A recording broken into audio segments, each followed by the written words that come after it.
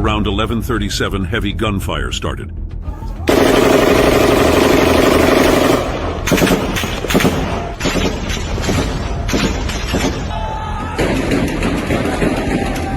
Several videos and eyewitness account describe the horror of this time.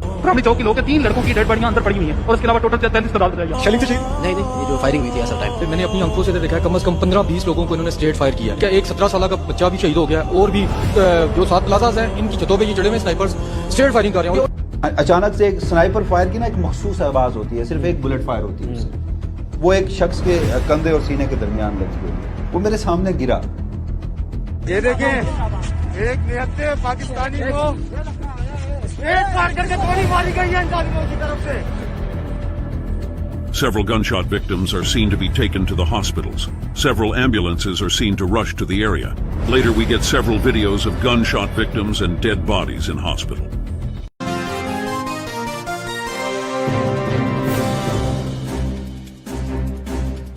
Welcome back to the All-American Talk Show. I'm Phil Bell. And I'm Nicolette Ambrose. Here at the All-American Talk Show, we are always concerned about human rights, but today we're focused on a situation halfway across the globe. We've had intense media reports coming in, and we want to cover it for our viewers. We are talking about the country of Pakistan, a country of 250 million people. Since the Biden administration came to power, there has been some upheaval with leadership. There was a democratically elected Prime Minister, Imran Khan. He was a world famous cricket star. He was wealthy in his own right.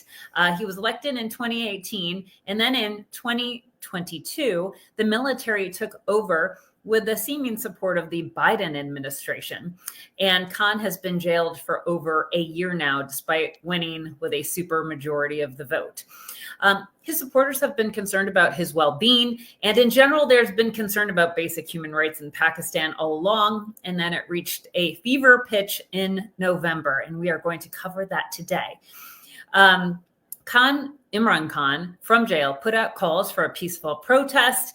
But now that day, November 26th, is called by some the Islamabad Massacre. The government tried to shut down a main square in Islamabad. Protesters arrived, and there was this brutal showdown. So to discuss this, we are joined today by Dr. Saira Bilal and Dr. Malik Usman. Thank you so much for joining us. Thank you for having us. Thank you for the opportunity. Great. Well, Dr. Bilal, let's start with you. Tell us what happened on November 26th and give us some background about all this, because a lot of our audience, they do hear snippets of what's going on, but it's very good for us to deeply understand what's happened and why. Well, thank you very much, Phil. Well, before I start discussing that day, I must say that as I watched this video over, I had to pause and collect myself because the emotions are really raw. It is unbelievable what has happened.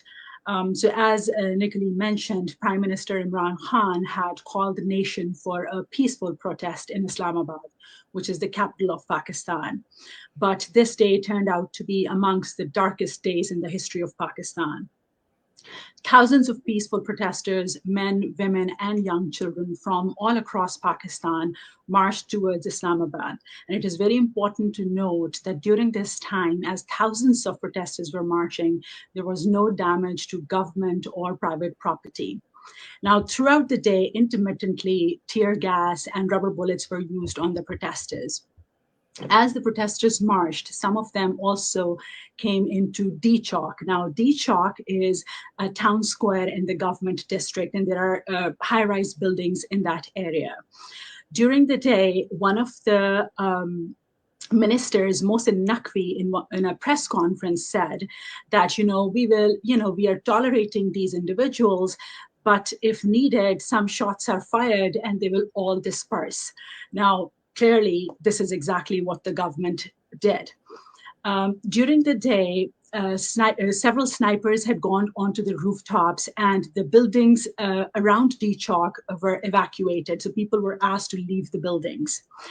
After that, some of the witnesses also say that ambulances started arriving close to the D Chalk right before this event happened. And after the sunset, suddenly lights were turned off and live ammunition was used, and they opened fire on the civilians. Now, these civilians had been marching for a few days, and they were hungry, they were cold, they were tired, and they were just sitting there peacefully, and the government opened fire on them. So, Dr. Usman, I'm really curious to hear what reports you are hearing from the hospitals. And, here we would call them the coroner's offices. I understand in Pakistan, we would call them the chief medical examiner's offices. What reports are you hearing? Yes. Thank you so much, guys, for listening to our concerns. There were hundreds of people, they were killed, and there were so many people who were just disappeared. They were just missing in action. When they were taken to the hospitals, many of the injured people who got the bullet wounds, they did not get the treatment because the security forces, they were arresting people right from the hospitals. So there won't be any proof of those gunshot wounds in the hospitals. Then they started altering all the records of the hospitals. Then they confiscated all the records of the dead people who brought to the hospital. Do you, and I've heard the report is as high as 1,000 might have been killed on that day. I do not know how some of the people were even making it to the hospital. I saw pictures with gentlemen with their organs hanging out. They were shot in the head and still trying to walk. It was a insane visual for the few videos that actually made it out of Islamabad from that day. Yes, Nikoli, what's going on there, that they were shooting bullets on unarmed civilians.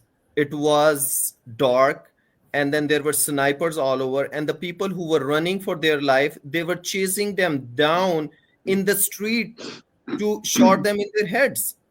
And it was like, like it's a picturization of some kind of a Bollywood movie. You won't believe that's a reality, how they can kill their own people. It's always something, I think, that a lot of Americans, even in the back of our head, you think, you fear, could that happen here? Mm-hmm. And so when you see it on television and you have a conversation like this, it reminds you that, we revel in the Constitution and the like, but that something like that is always possible. So I think the very important point as raised by Dr. Osman is that it started off, or it seems like it started off from that conversation of Donald Lu with the ambassador. But if we move beyond that, you need to have some corrupt individuals within the country who are willing to agree to your inhumane and undemocratic demands. Anyways, after the Imran Khan was ousted, a lot of Pakistanis came out, they protested. However, regardless of what the Pakistanis were saying, nobody paid any attention to their demands. What we need to observe is what has happened in the last 2 years. Despite grave human rights violations and total lack of people's ability for their civil rights to be able to speak about their opinion, State Department has been extremely quiet. They've almost mocked the situation again. On several occasions, they have been asked to comment on what is happening in Pakistan, and they keep stating that it's Pakistan's interior matter. Even though on far less crimes or similar situations in other countries, such as Bangladesh, they would come out and give a very strong statement against the human rights violations. But when it comes to Pakistan, they've been completely quiet. Even after this Islamabad massacre, their response has been actually, it doesn't exist. So that's one. Then about your question regarding the elections earlier this year, people came out, there was a record turnaround, and people voted for what they believed in. Now, the very interesting situation happened the day of election. So all across the country, there were certain individuals which actually belonged to Imran Khan's party, that they were having a very marked victory. Now, at nighttime, what they did was they asked all the TV channels to not announce the election results anymore, because